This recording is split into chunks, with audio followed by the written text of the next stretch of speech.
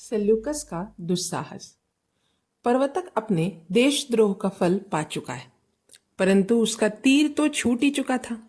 छूटा हुआ तीर वापस नहीं आता।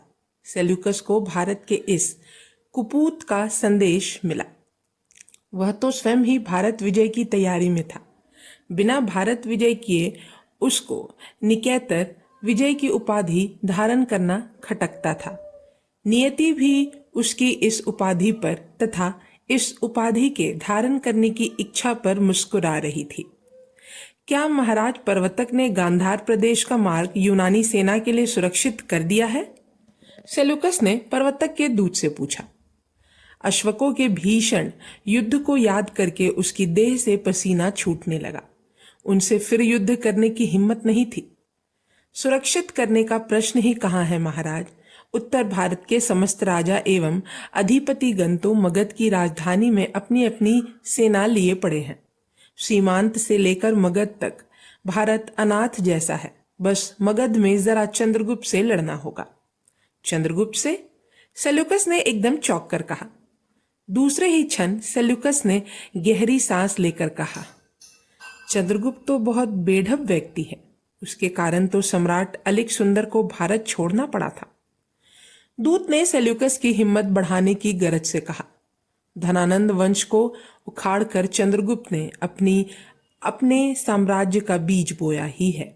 चाणक्य यद्यपि प्रयत्न कर रहा है कि वह बीज शीघ्र ही विशाल वट वृक्ष का रूप धारण कर ले, परंतु महाराज मगध में अभी भी ऐसे व्यक्ति हैं जो इस बीज को जमने नहीं देना चाहते।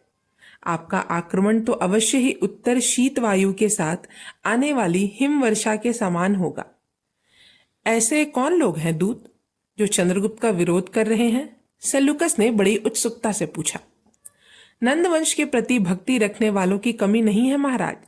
नंद का अमात्य राक्षस ही है जो नंद वंश के अभिशाप चंद्रगुप्त को फूटी आंख नहीं देख सकता।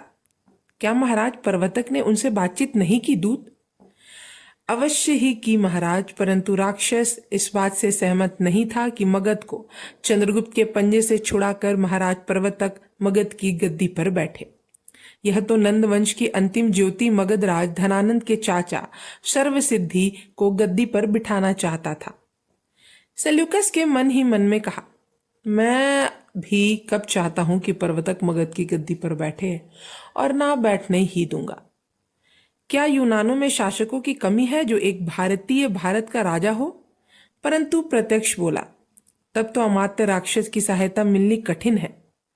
नहीं महाराज, मुझे भारत छोड़ने के पूर्व ही ज्ञात हो गया है कि सर्वसिद्धि का वध करवा दिया गया है, और फिर जब राक्षस को मालूम होगा कि आप भी महाराज पर्वतक की पीठ पर हैं, तब उसे अवश्य ही हम लोगों की विजय का विश्वास हो जाएगा तथा हमारी ओर आने में ही अपना भलाई समझेगा।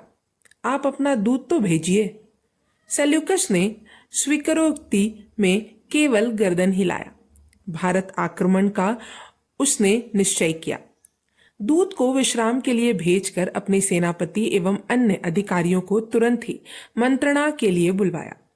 घंटों तक मंत्रणा चलती रही।